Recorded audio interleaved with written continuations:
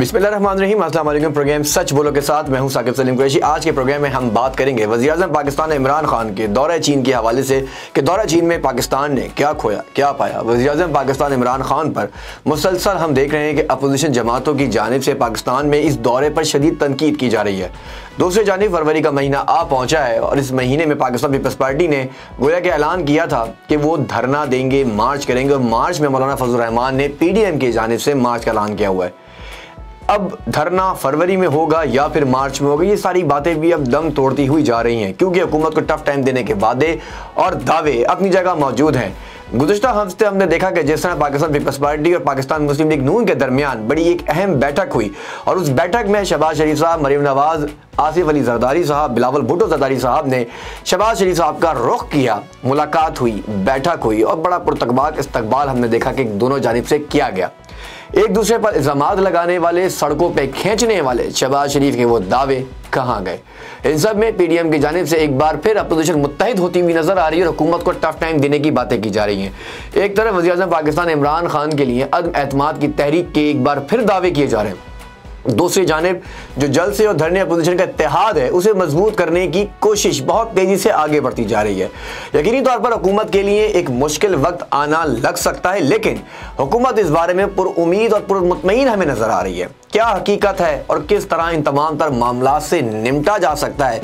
क्या अपोजिशन यकीनी तौर पर जो मुत्तहदा अपोजिशन है वो यकीनी तौर पर टफ टाइम दे सकेगी वज़ीर-ए-आज़म पाकिस्तान इमरान खान को और उनकी हुकूमत को? तहरीक इंसाफ की हुकूमत किस तरह इन तमाम तर मामला में निपटेगी? आज के प्रोग्राम में इसी हवाले से बात होगी। सबसे पहले हम प्रोग्राम में बात करेंगे वज़ीर-ए-आज़म पाकिस्तान इमरान खान पे जो अदम एतमाद की तहरीक लाने की बातें की जा रही हैं वो किस तरह कामयाब होंगी?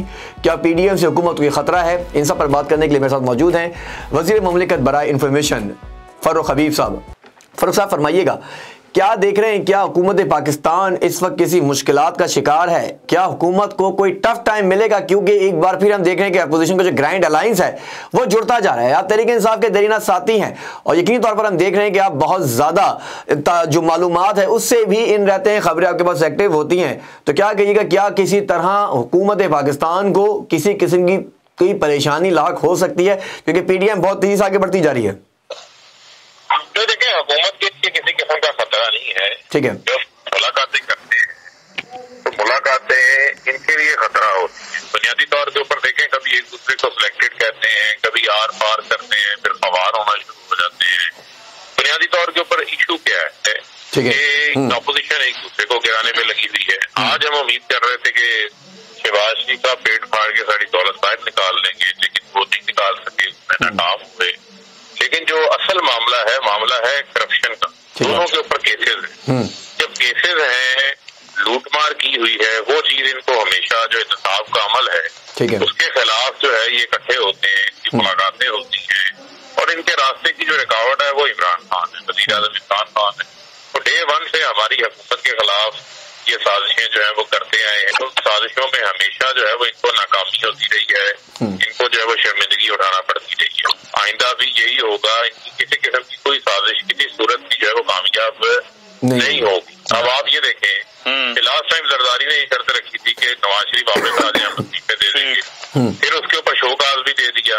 अब क्या उस शो का जवाब आ गया? ठीक है जी फारूक साहब, जैसे आपने मजाक खुद बना, ठीक है, जो अपना मजाक खुद बनाते हैं और आपने जैसे कहा कि जो शो का नोटिस दिया गया था पाकिस्तान पीपल्स पार्टी को, उसका जवाब नहीं आया और अब ये क्योंकि मुलाकातों का सिलसिला जारी है, हुकूमत को टफ टाइम देने के दावे अपनी जगह मौजूद है, लेकिन यकीनी तौर पर हुकूमत भी कहीं ना कहीं परेशानी तो उसकी जानिब से हमें नजर आती है। ये जो इत्तेहाद है, ये इनकी मुलाकातों का सिलसिला जैसे आपने कहा कि जारी रहता भी है, इससे कोई फर्क नहीं पड़ता है। तो अब हुकूमत के खिलाफ, इमरान खान साहब के खिलाफ एक बार फिर अदम एतमाद की तहरीक आगे बढ़ती जा रही है और दावे किए जा रहे हैं कि अदम एतमाद की तहरीक लाई जाएगी। तो क्या हुकूमत रोक पाएगी? क्योंकि आपके जो इत्तेहादी हैं, हमने देखा है कि मौलाना फजलुर रहमान साहब की भी MQM से मुलाकात रही है और कोशिश की गई है कि जो इत्तेहादी हैं उन्हें शामिल किया जाए और MQM भी थोड़ी सी नाराज नजर आती है। इत्तेहादी आपकी तरफ हैं भी और नहीं भी, लेकिन क्या होगा? क्या इत्तेहादियों को आप लोग खुश रख पाएंगे, उन्हें रोक पाएंगे या अपोजिशन जमात इन्हें उड़ाने में कामयाब हो जाएगी? पहला तो आपके इल्म में है जी, में हुकूमत स्टेट बैंक का बिल भी पास कर, बिल्कुल ऐसे ही हुकूमत ने कामयाब करवाया और 2 महीने ये कहते रहे हम ये बिल पास नहीं होने देंगे, लेकिन इनको नाकामी का सामना करना पड़ता है। इनके साथ जो सूरत हाल है, सूरत हाल तो इसके साथ यही है। ठीक है, तो अब भी मैं समझता हूँ कि ये इधर उधर की मुलाकातों से कोई अदम एतमाद की ठीक है, ये इसी तरीके से पुरानी तरह के ऊपर जो है वो काम करते रहेंगे। ये जिलों का माल है, ये बाहर के इक़्तिदार में नहीं अब जा सकते। अच्छा, तो ऐसे इत्तेहाद बेशुमार बार हुए हैं, लेकिन उनके नतीजा क्या निकला? नतीजा तो कोई नहीं निकला उन इत्तेहादों का। ठीक है, उन्होंने पीडीएम बनाई थी, 11 जमातें इकट्ठी की, जो पीडीएम का अशर नशर हुआ वो आपके सामने। तो आप आज देखें, बिलावल और मरियम साथ खड़े थे, कुछ चंद दिन पहले वादे वही ले रहे थे कि हमने एक दूसरे से लड़ना नहीं है, फिर एक दूसरे के पल्ले उन्होंने कोई चीज नहीं छोड़ी जो तनकीद एक दूसरे के ऊपर इन्होंने की। तो मुझे नहीं लगता कि इनका ये जो मुलाकात है ये कुछ नतीजा फेज होगी। हमें उससे किसी किस्म का कोई चलिए आप ठीक है, जैसा आपने कहा किसी किस्म की खतरा नहीं है। अब यहाँ एक बात बड़ी इंपॉर्टेंट है कि फिर ये सब हो क्यों रहा है? हुकूमत अपनी जगह दावे करती है, अपोजिशन अपनी जगह दावे करती है, तो अपोजिशन जो हासिल करना चाहती है क्या वो हासिल कर पाएगी? और हुकूमत जो हासिल करना चाहती है उसने हासिल कर लिया। कहाँ गए? जैसे आपने कहा कि शहबाज शरीफ की आपने मिसाल दी कि जरदारी साहब को कहा जा रहा था जी मैं सड़क पे लाऊंगा, बैंक अकाउंट्स खाली करवाऊंगा, पैसा बाहर से वापस लाऊंगा। ये दावे तो इमरान खान साहब ने भी किए थे। अब हुकूमत क्या करने चाहती है? हुकूमत के जो दावे थे यकीनी तौर पर वो भी मुकम्मल होते हुए नजर नहीं आ रहे। ना हमें शहबाज शरीफ साहब के अकाउंट से पैसे आते हुए नजर आए, नवाज शरीफ साहब के अकाउंट से पैसे आते हुए नजर आए, और ना ही वो दावे पूरे हुए जो स्विस अकाउंट पाकिस्तान में लाने की बातें की जा रही थी। आपको तमाम जो स्पीचेस वज़ीर-ए-आज़म पाकिस्तान इमरान खान ने इंतखाबात से कबल की थी वो भी आपको याद होगी। तो हुकूमत का ग्रैंड अलायंस जो अपनी इस वक्त जो इत्तेहादी उनके साथ मौजूद है, और जो अपोजिशन है उनका ग्रैंड अलायंस अपनी अपोजिशन जमातों के साथ है। आपने ठीक फरमाया कि स्टेट बैंक के हवाले से जो बिल था वो भी नाकाम रही है अपोजिशन, और हमें बड़ी नाकामी नजर आई कि यूसुफ गिलानी साहब भी हमें वहाँ बतौर अपोजिशन लीडर सेनेट में मौजूद नजर ना आए। इस पर बहुत से सवालात और भी उठते हैं। मेरा सवाल यह है, जो हुकूमत चाहती है क्या उसने हासिल कर लिया है, और जो अपोजिशन चाहती है क्या उसे हुकूमत हासिल करने देगी? देखें, शहबाज शरीफ के केसेस मंजूरी जाम को पहुंच रहे हैं। 7 अरब का टीपीओ का केस है, मकसूद चपड़ासी के अकाउंट से 4 अरब रुपए निकला हुआ है, रमजान शुगर के जाली अकाउंट का मामला है। शहबाज सरदारी के ऊपर केसेस हैं, ये ओपन एंड शट केसेस हैं। वो पता है कि इनको सजाएं होनी है, ये चाहते हैं किसी तरीके से जो है वो कोई ऐसी अनसर्टेनिटी क्रिएट करें जिससे जो है वो कोई इंसाफ का अमल रुक सके, इनको किसी किस्म का जो है वो एनआरओ जो है वो मिल जाए जिसकी ये तलाश के अंदर है। तो वो इंशाल्लाह इनकी ख्वाहिश पूरी नहीं होना। जमातों ने एहतजाज किया, ये इकट्ठे हुए, इकट्ठे होने के बाद भी जो है वो कोई कामयाबी नहीं हुई। लाहौर में जो आखिरी का मीनार पाकिस्तान का जो प्रोग्राम था वो पूरी तरह से जो है वो नाकाम हो गया था। तो अब भी जो है वो किसी किस्म का कोई हुकूमत के लिए कोई खतरा है, एक दूसरे के लिए खतरा है। चलिए, ये नहीं पता किससे किसके साथ किस टाइम के ऊपर हाथ कर जाना। ठीक है, बहुत शुक्रिया वज़ीर मुमलिकत बराए इत्तलात फारूक हबीब साहब हमारे साथ मौजूद है। पाकिस्तान तहरीक इंसाफ के बड़े दरीना साथी हैं, फैसलाबाद से आपका ताल्लुक है, और बड़े खुल के आपने बात की है। हुकूमत को किसी किस्म कोई खतरा नहीं है, ये बातें तो हम भी सुनते आ रहे हैं, और तकरीबन 3 साल से ज़ायद का अरसा हुकूमत पाकिस्तान, वज़ीर-ए-आज़म पाकिस्तान इमरान खान की हुकूमत गुजार चुकी है। अपोजिशन जमातें अपने दावे करती है कि हुकूमत अब आई और अब गई, और अब वज़ीर-ए-आज़म पाकिस्तान इमरान खान जिनके खिलाफ अदम एतमाद की तहरीक की बातें की जाती हैं वो बार बार दम तोड़ जाती हैं। लेकिन फरवरी का महीना शुरू हो चुका है, मार्च आने वाला है। इन सब में अगर कोई इंपॉर्टेंट चीज़ है तो वो यही है कि किस तरह मार्च में मार्च होगा। फरवरी में पाकिस्तान पीपल्स पार्टी जो है, जो अपने धरने और जलसे का ऐलान कर रही थी, गोया कि वह बैठता हुआ हमें नजर आ रहा है इस ग्रांड मीटिंग के बाद। अब क्या हुकूमत हिकमत अमली इख्तियार करेगी, और किस तरह जो अपोजिशन टफ टाइम देने के दावे करती है वो मुकम्मल कर पाएगी, ये तो आने वाला वक्त ही बताएगा। लेकिन फारूक हबीब साहब ने जैसे कहा कि हुकूमत को किसी किस्म का कोई खतरा नहीं है। इस तरह की मुलाकातें माजी में भी होती रही और आइंदा भी होती रहेंगी। हुकूमत इन चीज़ों को संजीदगी से नहीं लेती है, लेकिन जो संजीदगी से लेने वाले मामलात हैं यकीनी तौर पर अवाम के मसाइल हैं, जिस पर हुकूमत की तवज्जो हमें ताहाल अभी भी नजर नहीं आ रही है। लेकिन बहरहाल आपका बहुत शुक्रिया फारूक हबीब साहब, आपने हमें अपना टाइम दिया और अपने जो बयानिया था, जो मौक़िफ़ था, उससे हमें आगाह किया। आपसे इंशाअल्लाह मजीद इन तमाम मामलात पर बात होती भी रहेगी। एक छोटा सा ब्रेक लेंगे, जब ब्रेक के बाद वापस आएंगे तो बात करेंगे पाकिस्तान मुस्लिम लीग नून के मौक़िफ़ के हवाले से कि आखिर जो चाइना का एक इशू था, जो वज़ीर-ए-आज़म पाकिस्तान इमरान खान ने दौरा चाइना किया, दौरा चीन किया, इसे बहुत ज़्यादा तनकीद का निशाना बनाया गया। माशी तज़ियाकारी से कैसे देख रहे हैं, और किस तरह जो चीन का दौरा है वो कामयाब रहा या नाकाम रहा, इस पर बात होगी एक ब्रेक के बाद। स्टे विद अस।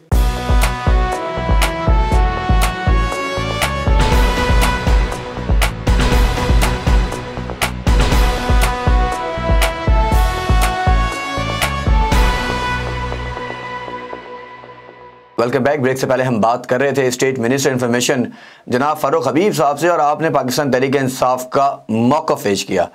क्या हो रहा है इस्लामाबाद में और क्या हो रहा है पाकिस्तान की सियासत में। अब हम ये देख रहे हैं कि आसिफ अली ज़रदारी साहब ने मुलाकात की चौधरी शुजात से। आज मुलाकात हो रही है शहबाज शरीफ की MQM से और कल मुलाकात होगी MQM की चौधरी शुजात से। यानी इत्तेहादी जो हैं वो अब पाकिस्तान तहरीक इंसाफ का जो इत्तेहाद है वो हमें नज़र आ रहा है कि कहीं थोड़ा सा डगमगाता हुआ नज़र आ रहा है। गोया कि चौधरी शुजात की जानिब से बड़ा वाज़ेह पैगाम दिया तो गया है आसिफ अली ज़रदारी साहब को, लेकिन अदम एतमाद की तहरीक के लिए जो कोशिशें तेज़ होती जा रही हैं उसमें कितनी हद तक सदाकत होगी और किस हद तक अपोजिशन कामयाब होगी ये तो आने वाला वक्त ही बताएगा। दूसरी जानिब वज़ीर-ए-आज़म पाकिस्तान इमरान खान ने अवामी राब्तों की मुहिम का आगाज़ कर दिया है और ये हिदायत जारी कर दी है पार्टी रहनुमाओं को कि शेड्यूल तैयार किया जाए ताकि जलसों के ज़रिए अवाम से डायरेक्ट मुखातिब हुआ जा सके।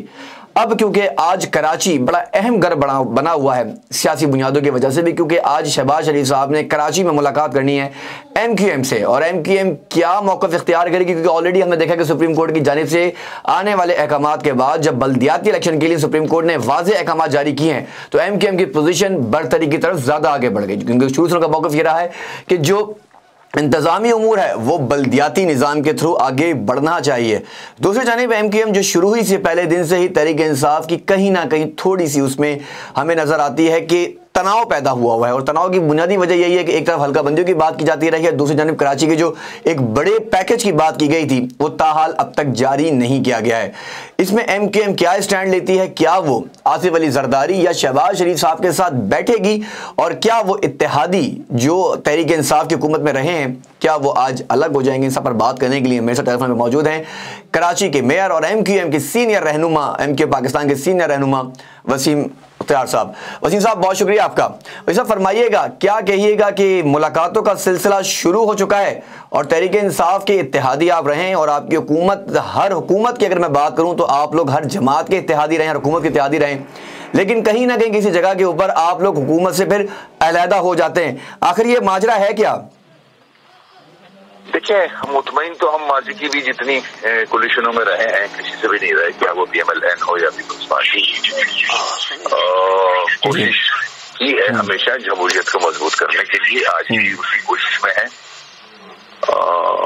कि अगर कोई कुछ प्लान करता भी है तो वो जमहूरी अमल को सामने रखे, आइन को सामने रखे। ऑपोजिशन जमातें जाहिर है कोशिश करती हैं और अगर कुछ ऐसा होता है तो जाहिर है हमारी जमात भी एक अपना मैनिफेस्टो रखती है और एक सियासी जमात है। हम उस सारे इशू को अपनी ही जमात में लेके जाएंगे। राब्ता committee is the forum where we can decide. ठीक है वसीम साहब, जैसे आपने कहा कि राब्ता कमेटी में लेके जाएंगे, क्योंकि दीगर जमातों का हम देखते हैं कि वो तो CC का नाम देती है और MQM ने सिर्फ राब्ता कमेटी का नाम दिया हुआ है। बहरहाल फैसला तो जाहिर है राब्ता कमेटी ने करना, जैसा आपने कहा भी। तो वसीम साहब ये बताइएगा, बल्दियाती इंतखाबात या बल्दियाती निज़ाम की जब बात करते हैं तो सुप्रीम कोर्ट की जानिब से तो वाज़ेह अहकामात आ चुके हैं।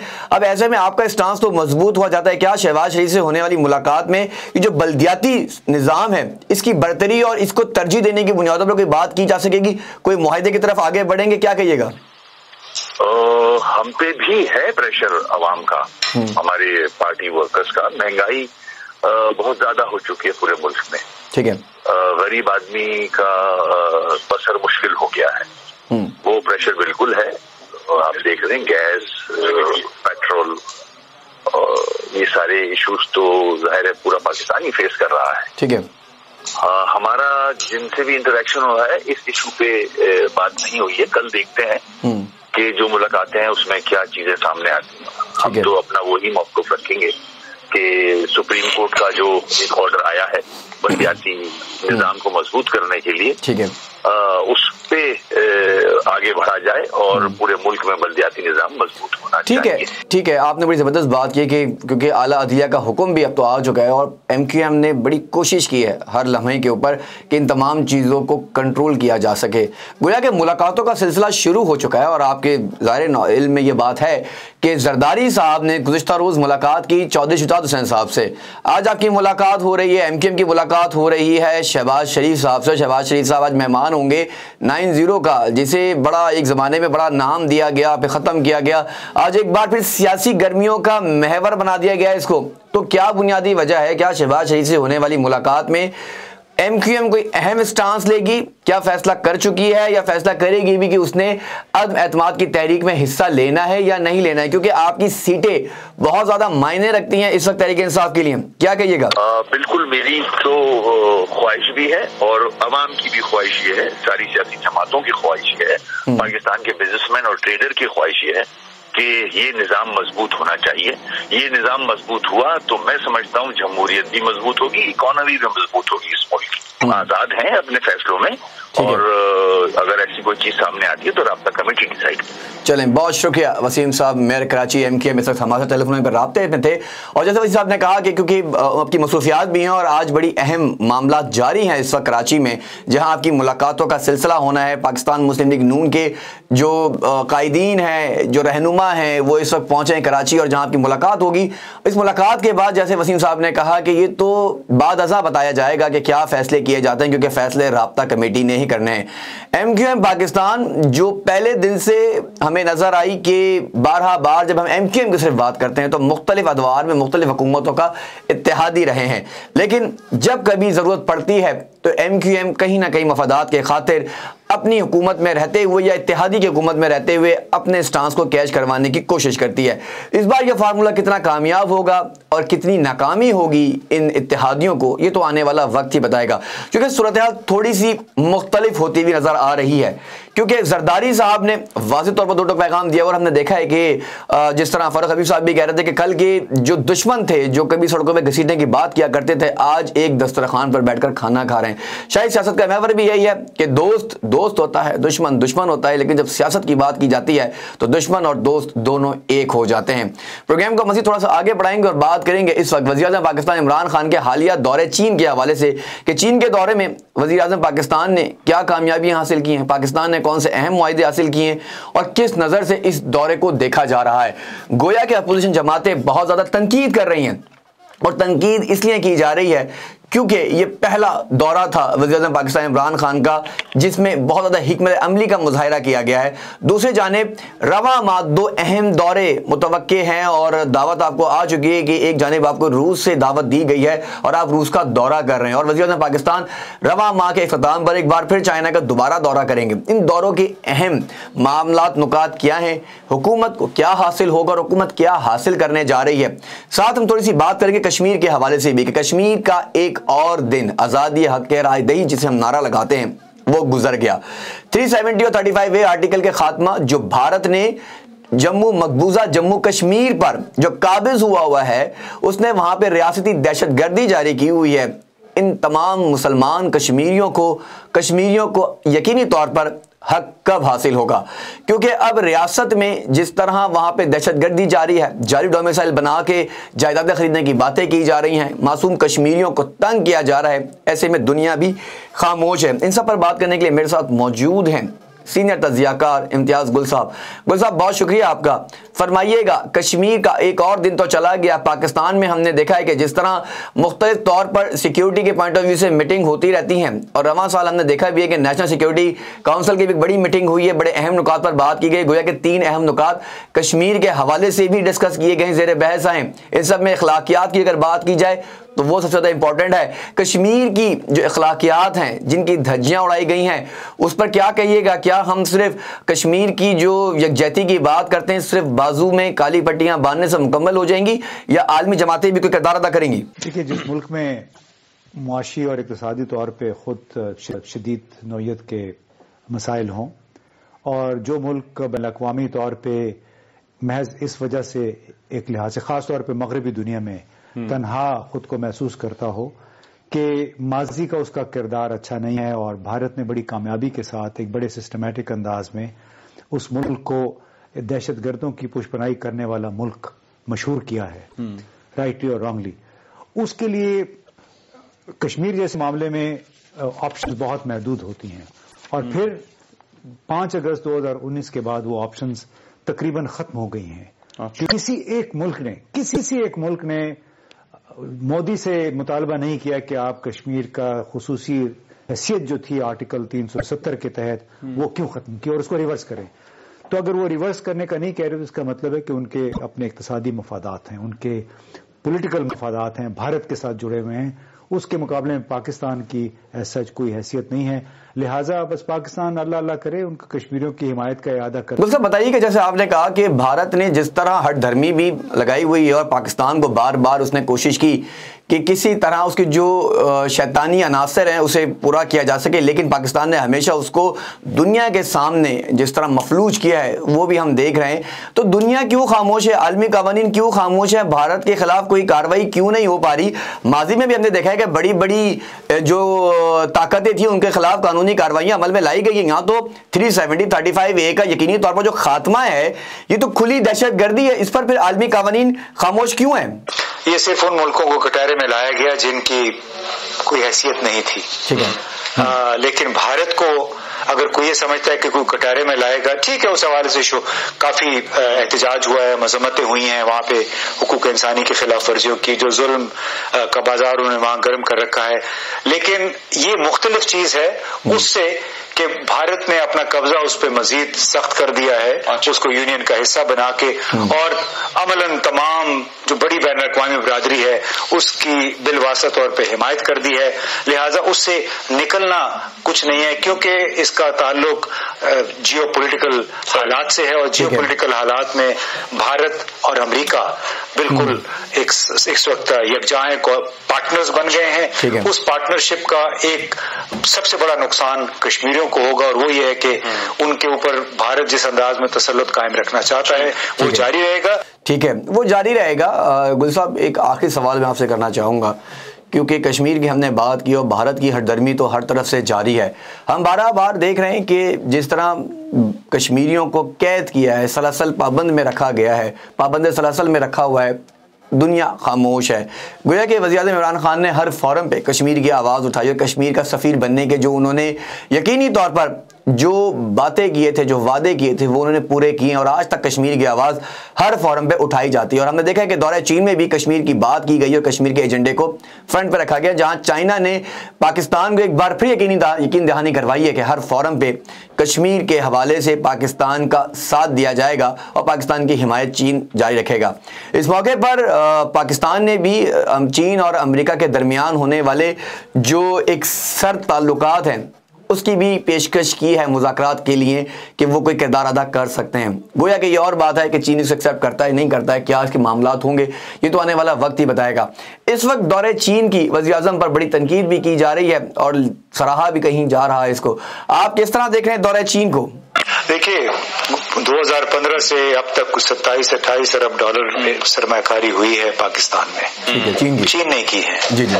अब सवाल ये कि पाकिस्तान ने जवाब में क्या किया? यहाँ का जो ब्यूरोक्रेटिक हमारा निजाम है, जो हमारी कोतांदेशियां हैं, जो हमारी नालायकियां हैं, जो हमारा निजाम जिस अंदाज में चाइना के खिलाफ इस्तेमाल हो रहा है, प्रो वेस्ट है, उसका किस हद तक हमने मदावा किया है? जितने भी यहाँ पे इन्वेस्टमेंट हुई उसके नतीजे में आज भी पाकिस्तान की हुकूमत ने चीनी कंपनियों को कई 100 अरब रुपए वापस करने हैं। तो बहुत अभी जो दौरा है इस लिहाज से अहम है, जो हमें भी बीजिंग से भी सिग्नल मिला है कि शायद कोई दरमियानी रास्ता हो सकता है। हम ये अपनी वो करवा के मिलते वगैरह करके तो सदर शी जिनपिंग को इस बात पे आमादा करें कि हमारे कुछ कर्जे जो हमने इनको पेमेंट करनी है वो माफ करें और अब आगे चले। ठीक है, बहुत शुक्रिया इम्तियाज गुल साहब हमारे साथ मौजूद है, सीनियर तज्जियाकार। और आपने बड़ी जो एक ज़बरदस्त बात है, आपने कहा कि चीन के दौरे के हवाले से जो आपने बात की है, बड़ी इंपॉर्टेंट बात है कि हमारे कर्जे जो हैं 2015 के बाद से अब तक उस तरह वापस नहीं किए जा सके हैं चीन को जिस तरह करने थे। अब यहाँ पे कर्जों का बोझ पाकिस्तान पर बढ़ता जा रहा है, नए मुआहिदों की बातें की जा रही, गोया कि इन मुआहिदों की तफसीलात सामने आना बाकी है और मालूम हो सकेगा कि कौन से मुआहिदे किए गए हैं और पाकिस्तान ने क्या हासिल किया है। लेकिन बड़ी इंपॉर्टेंट बात जो इस वक्त इम्तियाज गुल साहब ने की है वो यकीनी तौर पर यही है कि कर्जों के हवाले से पाकिस्तान को दुनिया भर में शर्मिंदगी का सामना रहता है। वज़ीर-ए-आज़म पाकिस्तान इमरान खान ने जब भी दावे किए हैं वो यही किए कि पाकिस्तान कशकोल तोड़ेगा। ये कशकोल कब टूटेगा और चाइना के कर्जों के हवाले से जो रिकवरीज हैं वो किस तरह मुमकिन हो सकेंगी, ये भी एक बड़ा सवाल है और बड़ी जिम्मेदारी है इस वक्त मौजूदा वज़ीर-ए-आज़म पर भी। आने वाला वक्त कितना अच्छा होगा, आने वाले वक्त में नए पाकिस्तान की क्या सूरत हाल होगी, ये भी अवाम इसके लिए पूरी उम्मीद है और कोशिश करती है और सवालात भी करती रहती हैं कि किसी तरह इमरान खान साहब इन तमाम सवालों के जवाब दे सके। अपोजिशन जानिब का जो जमातें हैं उनका किरदार अपनी जगह है और वो जमातें यकीनी तौर पर कहीं ना कहीं कहीं किसी जगह के ऊपर इमरान खान के लिए मुश्किलात पैदा करना चाहती हैं। अदम एतमाद की तहरीकों का जोर कितना मजबूत होगा और किस हद तक इत्तेहादी इमरान खान का साथ छोड़ेंगे, ये अब आज की अहम मुलाकातों के बाद मालूम हो सकेगा, क्योंकि अद एतमाद की तहरीक का जोर पकड़ता जा रहा है। शहबाज शरीफ, जरदारी साहब, बिलावल भुट्टो, मरियम नवाज और दीगर अहम रहनुमा मौलाना फजलुर रहमान इस वक्त दीगर जमातों के साथ राब्ते में हैं। गोया के फारूक साहब ने कहा कि राब्ते होते हैं, मुलाकातें होती हैं, रूटीन की मुलाकातें, इससे हुकूमत को किसी किस्म की कोई मुश्किलात नहीं है। हुकूमत इन तमाम तर मुश्किलात से कैसे बाहर आएगी, ये भी एक अहम सवाल है। मुझे यहाँ दीजिए इजाज़त, अल्लाह ने के बाद।